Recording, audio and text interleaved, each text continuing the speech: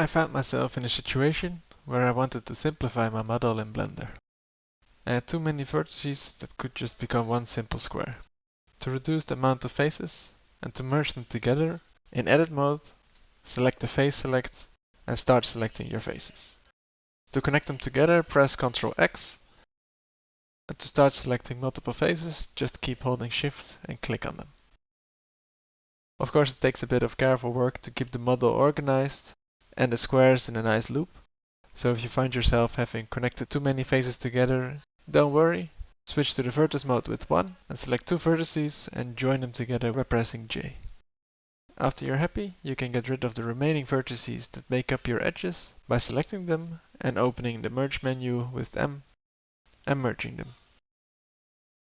I'd like to select all the vertices and lastly one of the corners of my square and use the Add Last option in the Merge menu.